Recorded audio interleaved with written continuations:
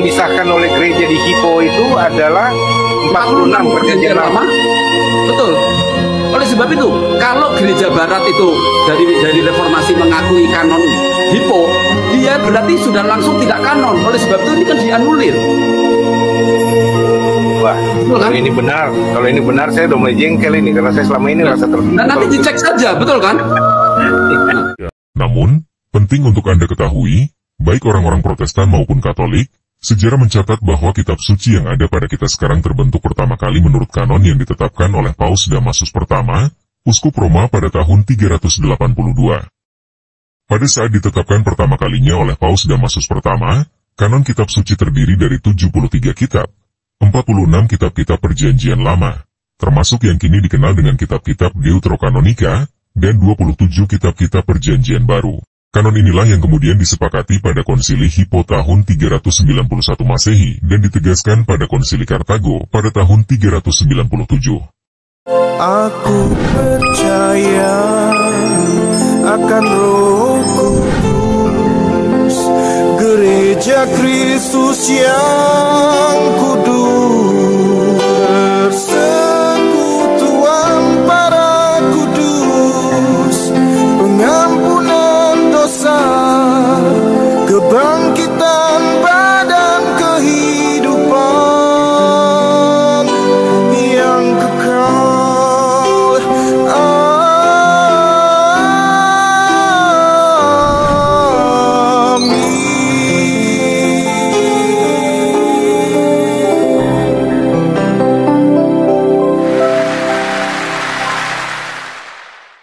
Salve. Pertama-tama saya mau buat disclaimer kepada semua audiens, bahwa video ini ditujukan kepada para pengikut Kristus di dalam gereja Katolik dan kepada siapa saja yang ingin mempelajari iman Katolik dengan tulus dan jujur. Tujuannya adalah katekese untuk memperkuat iman kepada Yesus Kristus dan memberikan tambahan pengetahuan tentang ajaran Kristiani di dalam gereja yang satu, kudus, Katolik, dan Apostolik, yang bersumber pada 3 pilar kebenaran yaitu Alkitab, tradisi suci gereja, dan magisterium gereja. Selain itu, video ini bersifat apologetik. Artinya, konten video ini berisi argumentasi-argumentasi yang mempertanggungjawabkan kebenaran ajaran iman Katolik. Jika Anda bukan beragama Katolik, saya tidak menyarankan Anda untuk lanjut menonton karena ajaran iman yang dijelaskan mungkin berbeda dan tidak sesuai dengan ajaran iman di dalam agama Anda. Namun jika Anda tetap ingin lanjut menonton, itu adalah hak Anda masing-masing sebagai pribadi yang memiliki kehendak bebas dan saya tidak bisa melarangnya. Jika Anda tidak setuju dengan ajaran iman Katolik yang dijelaskan di dalam video ini, tidak apa-apa. Toh, ini bukan ajaran agama Anda. Sekarang mari kita simak videonya. Baru-baru ini ada sebuah video yang beredar yaitu tentang dialog antara Pendeta Dr. Yonatan Purnomo pendiri Biblikos dan Pendeta Dr. Joshua Tou. Mereka mendiskusikan tentang kanonisasi Alkitab. Pendeta Yonatan Purnomo mengklaim telah melakukan penelitian terhadap kanonisasi Alkitab yang benar. Berdasarkan hasil penelitian yang dilakukan tersebut, beliau menemukan bahwa kanonisasi Alkitab pertama kali dilakukan di Konsili Hippo pada tahun 391 Masehi. Kemudian kanonisasi Alkitab yang sama ditegaskan kembali di Konsili Kartago pada tahun 397 Masehi. Konsili Hippo memutuskan kanonisasi Alkitab Perjanjian Lama terdiri dari 46 kitab yaitu 1. Kitab-kitab Pentateuch yang terdiri dari 5 kitab yaitu Kejadian, Keluaran, Imamat, Bilangan, dan Ulangan. 2. Kitab-kitab sejarah yang terdiri dari 16 kitab yaitu Yosua, Hakim-Hakim, Rut, 1 Samuel, 2 Samuel, 1 Raja-Raja, 2 Raja-Raja, 1 Tawarikh, 2 Tawarikh, Ezra, Nehemia, Tobit, Yudit, Ester, 1 Makabe, dan 2 Makabe. 3. Kitab-kitab hikmat yang terdiri dari 7 kitab yaitu Ayub, Mazmur, Amsal, Pengkhotbah, Kidung Agung, Kebijaksanaan, Siraf. 4. Kitab-kitab kenabian yang terdiri dari 18 kitab, Yesaya, Yeremia, Ratapan, Baruf, Yehezkiel, Daniel, Hosea, Yul, Amos, Obadya, Yunus, Mika, Nahum, Habakuk, Zefanya, Hagai, Zaharia, dan Maleakhi. Ke-46 kitab Perjanjian Lama di atas sudah termasuk 7 kitab yang dikenal dengan nama Deuterokanonika. Perlu Anda tahu adalah istilah Deuterokanonika ini belum dikenal pada abad-abad pertama kekristenan. Jadi ketika konsili Hippo berlangsung, gereja belum mengenal yang namanya Deuterokanonika. Begitu pula hingga konsili Kartago, bahkan hingga reformasi Protestan pada abad ke-16, gereja belum mengenal Deuterokanonika. Nanti setelah reformasi Protestan, Martin Luther mengeluarkan 7 kitab Perjanjian Lama itu, istilah Deuterokanonika mulai dikenal. Isi dari Perjanjian Lama kanon Alkitab Konsili Hippo ini persis sama dengan isi Septuaginta. Apa itu Septuaginta? Septuaginta adalah kitab Perjanjian Lama berbahasa Yunani yang ditulis pada sekitar tahun 280 sebelum Masehi, hampir 3 abad sebelum kelahiran Yesus Kristus, oleh 70 ahli Taurat Yahudi di Alexandria. Kitab Septuaginta ini adalah kitab suci yang digunakan pada zaman Yesus dan para rasulnya berkarya. Sedangkan Konsili Kartago yang dilaksanakan pada tahun 397 Masehi, justru menegaskan kembali kanon Alkitab yang sama dengan yang diputuskan pada Konsili Hippo. Jadi sejak itu gereja menggunakan kanon Alkitab yang sama. Menurut temuan Dr. Yonathan Purnomo, adalah karena kesalahan Martin Luther sehingga semua gereja Protestan menggunakan Alkitab yang tidak kanon atau tidak standar. Karena Martin Luther mengeluarkan kitab-kitab yang disebut dengan Deuterokanonika dari Perjanjian Lama. Itulah sebabnya banyak kebenaran yang hilang dan banyak ajaran yang tidak lengkap di dalam gereja Protestan, karena mereka menggunakan Alkitab yang tidak sah. Mari kita saksikan bagian pertama video ini.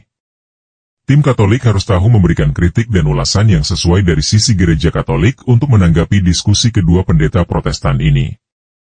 Tujuannya adalah sebagai katekese bagi umat Katolik untuk mendapatkan informasi dan ajaran yang sebenarnya, berdasarkan ajaran gereja yang satu, kudus, Katolik, dan apostolik. Klaim saya itu kanon. Ayo kita lihat sekarang. Saya tunjukin di sini, nanti dulu.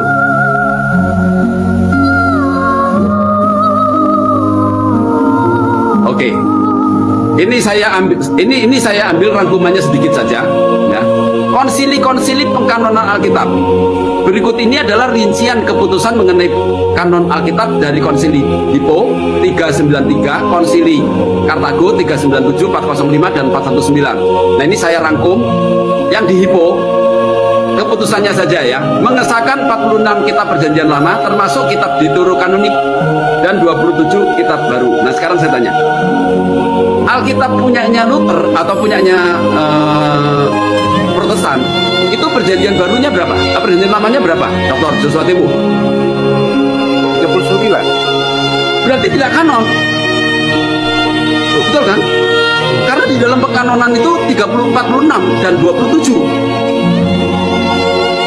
Jadi yang disahkan oleh gereja di Hippo itu adalah 46 perjanjian lama. Betul.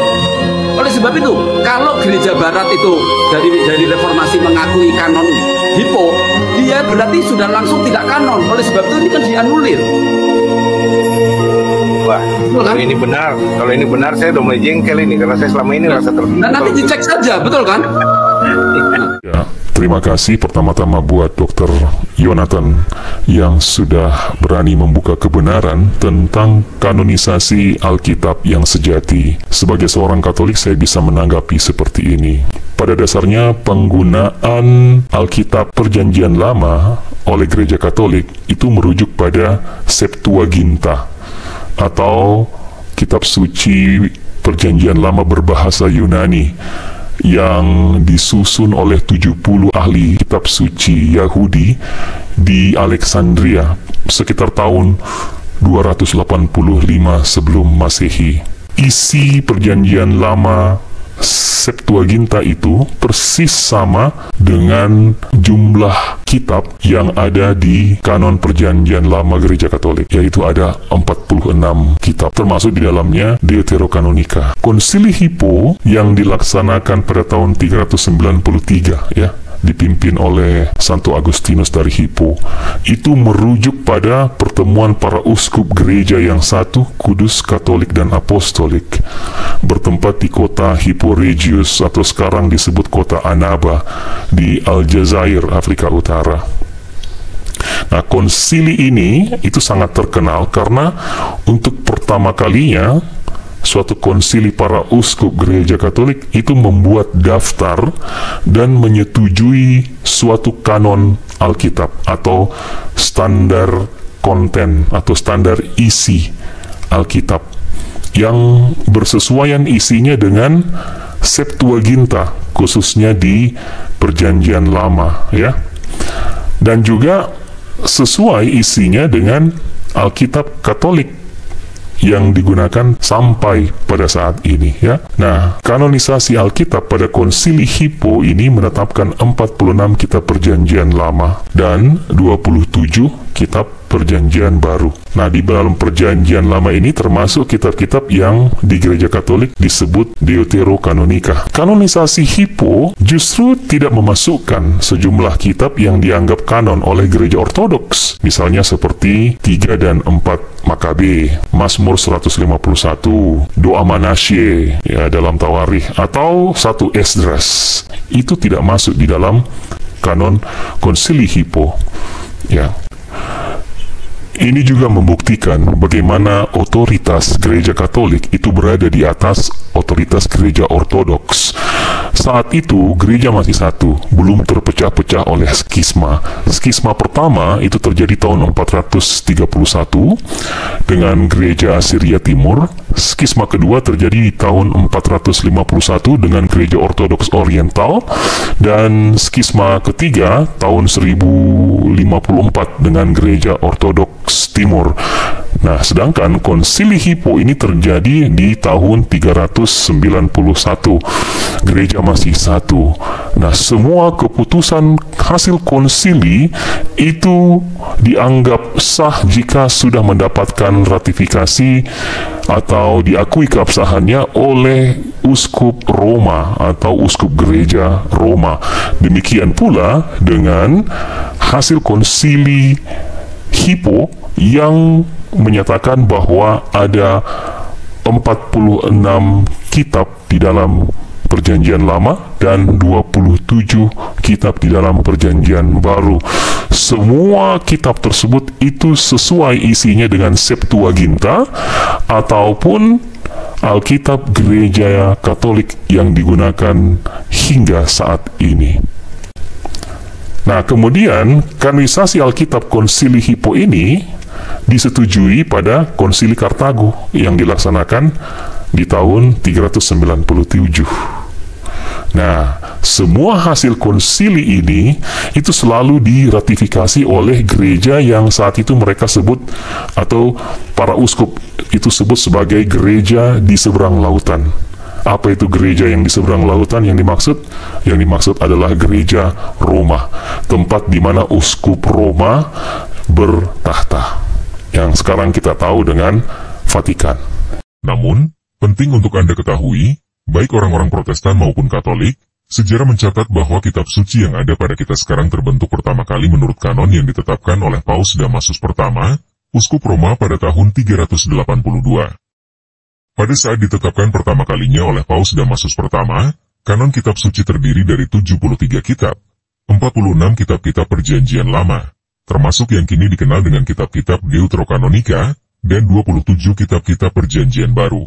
Kanon inilah yang kemudian disepakati pada Konsili Hippo tahun 391 Masehi dan ditegaskan pada Konsili Kartago pada tahun 397. Jadi, sejak awal mula adalah otoritas magisterium gereja yang satu, kudus, katolik, dan apostolik yang menentukan kanonisasi Alkitab dan masih terus digunakan hingga saat ini oleh keempat gereja apostolik, yaitu Gereja Timur Assyria, Gereja Ortodoks Oriental, Gereja Ortodoks Timur, dan Gereja Katolik. Aku percaya akan Roh Kudus, Gereja Kristus yang